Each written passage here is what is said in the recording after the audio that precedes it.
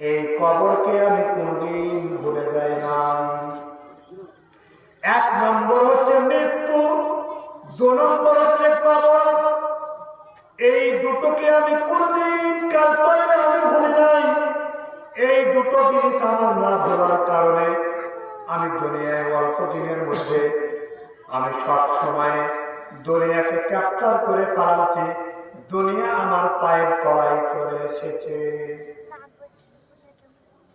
আল্লাহ রাব্বুল ইজ্জত সেটাকে বিস্তারিত আল্লাহ বলে দিলেন, কুল ইন কুনতুম কুল ইন্নাল মাউতাল্লাযী তাফিরুনা মিনহু ফাইন্নাহু মুলাকীকুম সুম্মা তুরাদ্দুনা ইলা আলিমিল গায়বি ওয়াশ শাহাদাতি হুয়ার রাহমানুর রাহিম।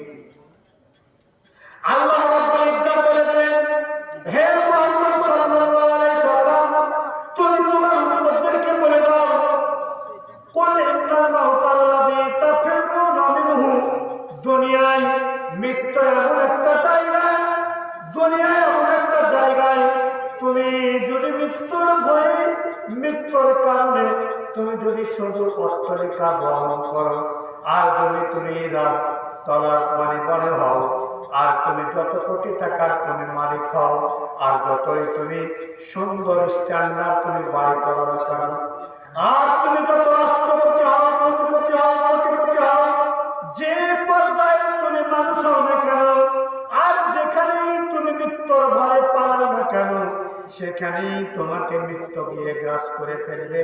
মৃত্যুর হাত থেকে তুমি কোনদিন পালাতে পারবে না। আল্লাহুম্মা সাল্লি আলা সাইয়্যিদিনা মুহাম্মাদ ওয়া আলা আলিহি সাইয়্যিদিনা মুহাম্মাদ।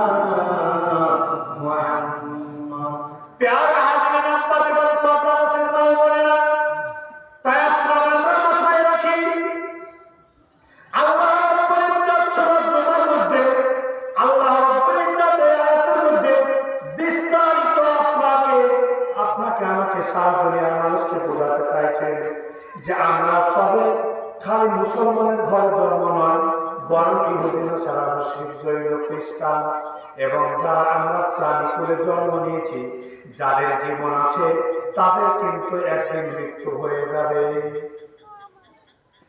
এটা আপনারা আমরা মুসলমানের ঘরে যারা জন্ম নিয়েছি, শুধু আমরা মৃত্যুর কথাটা আমরা ঈমানদার হিসাবে গ্রহণ করি না, বরং পৃথিবীতে যত ধর্মের মানুষ আছে, সমস্ত মানুষেরা তারা একটাই, তারা কায়েল যে যার জীবন এসেছে, যার জীবন আছে, তার মৃত্যু হবে।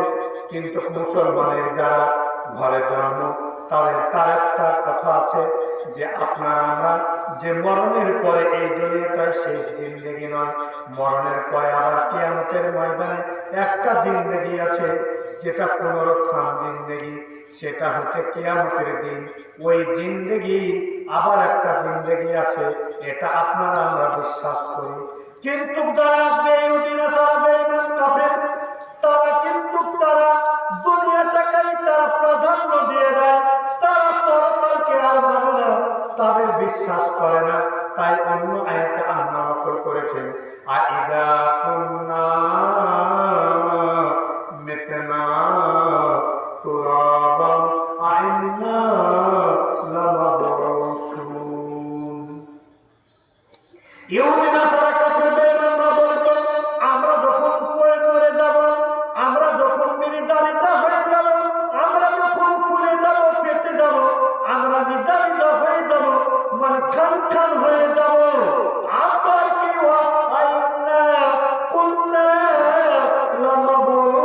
লামাবউসুন, আবার কি আমাদেরকে পুনরায় উদ্ধার করা হবে, পুনরায় জীবিত করা হবে। কোরআনে আল্লাহ আয়াত বলেন রাজুলুন বাইর, এটা তো দূরের কথা, এটা কখনোই হতে পারে না।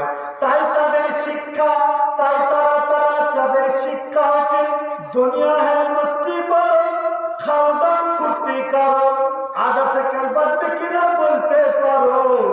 দুনিয়াটা মস্ত বড়, কিন্তু আপনারা আমরা তাদের কথা, দুনিয়ায় মস্তি করবে তারা, সব কিছু করবে, কিন্তু আপনারা আমার দুনিয়ায় মস্তি করলে হবে না।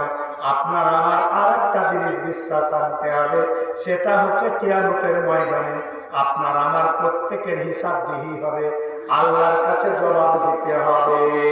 তাই কবি বলেছেন, আপন আপন করবে মন,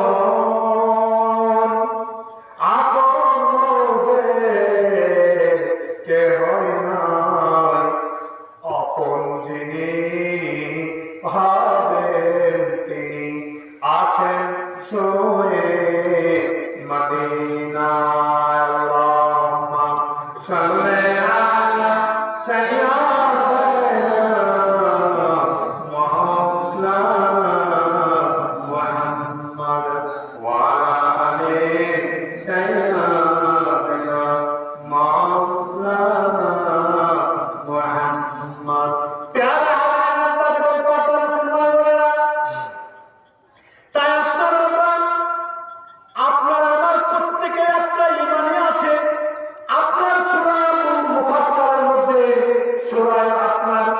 ইমানের মুফাসসালের মধ্যে আল্লাহ শিক্ষা দিয়েছেন, আমানতু বিল্লাহি ওয়া মালাইকাতিহি ওয়া কুতুবিহি ওয়া রুসুলিহি ওয়াল ইয়াউমিল আখিরি ওয়াল কদরি খায়রিহি ওয়া শাররিহি মিনাল্লাহি তাআলা ওয়াল বাসি বাদাল মাউত। ছটা জিনিসের প্রতি আপনাকে আমাকে ঈমান রাখতে হবে। তার মধ্যে একটা হচ্ছে আপনাকে আমাকে কিয়ামতের ময়দানে আল্লাহর কাছে জবাবদিহি হতে হবে। পুনরুত্থান, আপনার আমার দুনিয়ার মৃত্যু হওয়ার পরে আবার কিয়ামতের দিনে আবার আপনার আমার জীবন হবে, আবার আল্লাহ তাআলা জিন্দা করে দিবেন, যে আপনার আমার কিতাব হিসাব কিতাব হবে। এই হিসাব কিতাব আপনাকে আমাকে দিতে হবে। এর প্রতি কিয়ামতের ময়দানে পুনরুত্থানের প্রতি আপনাকে আমাকে ঈমান রাখতে হবে। এটা আল্লাহ রাব্বুল ইজ্জত শিক্ষা দিয়েছেন। আর এই শিক্ষাটা দেওয়ার জন্য কোরআনে আল্লাহ রাব্বুল ইজ্জত সমস্ত মানুষকে বুঝিয়ে দিয়েছেন যে বাংলা দুনিয়ায় তুই যত দায় করবি যা করি না, যে শ্রেণীর মানুষ হবে বান্দা, তোর একটা শেষ একটা রেজাল্ট আছে, সেটা হচ্ছে তোর কবরে তোকে ছুটতে হবে, আর তোর মৃত্যু হয়ে যাবে, এই দুনিয়ায় ছেড়ে তোকে চলে যেতে হবে। এটা বান্দা তুই মাথায় যদি না নিতে পারিস, তাহলে বান্দা তোর দ্বারাই ভালো কাজ আসতে পারে না, ভালো কাজ হবে না।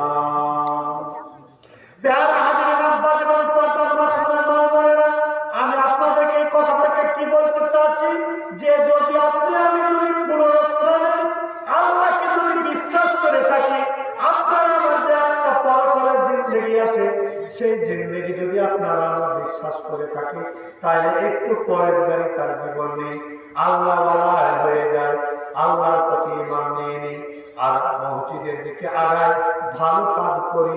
যদি আপনার আমার দ্বারাই ভালো কাজ হয়, তাহলে দুনিয়ায় আপনাকে আমার সার্থকতা হবে, আবার পরকালেও সার্থকতা হবে। আল্লাহ রাব্বুল ইজ্জত তাই সারা বিশ্বকে শিক্ষা দিতে চাচ্ছেন। ইমামে আপনার শেখ সাদি রহমতুল্লাহ বোঝাতে চেয়েছেন যে দুটো জিনিস, মৃত্যু আর কবর, এই দুটো জিনিস তোমার আমার প্রত্যেকের অন্তরে থাকলে আপনি আমি ভালো পরেশগারিতা হতে পারবো, আল্লাহ হতে পারবো, ভালো কাজ আপনার আমার দ্বারাই হবে।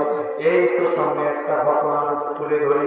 মা আয়েশা সিদ্দিকা রাদিয়াল্লাহু তাআলা আনহা বর্ণনা করছেন, আল্লাহ রাসূল সাল্লাল্লাহু আলাইহি সাল্লাম হাদিসে মুবারকের মধ্যে বলছেন, কিয়ামতের ময়দানে যখন সমস্ত মানুষকে যখন একত্রিত করা হবে, সমস্ত মানুষকে একত্রিত যখন করা হবে, তখন তাদের মাথায় কোনো পোশাক থাকবে না, তাদের গায়েও কোনো পোশাক থাকবে না, আর তাদের পরনেও কোনো পোশাক থাকবে না। সম্পূর্ণ আপনার উলঙ্গ করে উঠানো হবে। আপনারা আমরা দুনিয়ায় যখন এসেছিলাম কেউ পোশাক পরে আসি নাই, মায়ের পেট থেকে যখন এসেছিলাম সম্পূর্ণ উলঙ্গ অবস্থায় এসেছিলাম, ওই রকম ভাবে উলঙ্গ করে উঠানো হবে।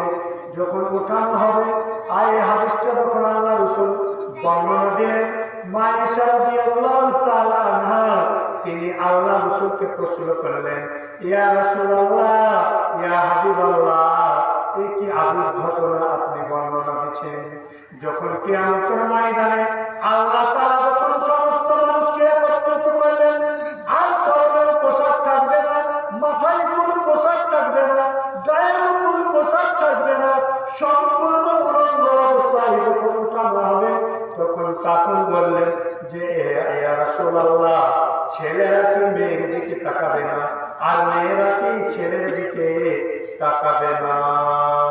আল্লাহ রাসূল সাল্লাল্লাহু আলাইহি সাল্লাম মা আয়েশা রাদিয়াল্লাহু তাআলা আনহাকে ধমকে দিয়ে বললেন, ওরে আমার আয়েশা, ওরে আমার আয়েশা, তুমি কি আজব কথা বলছো, কি আজব কথা বলছো রে আয়েশা?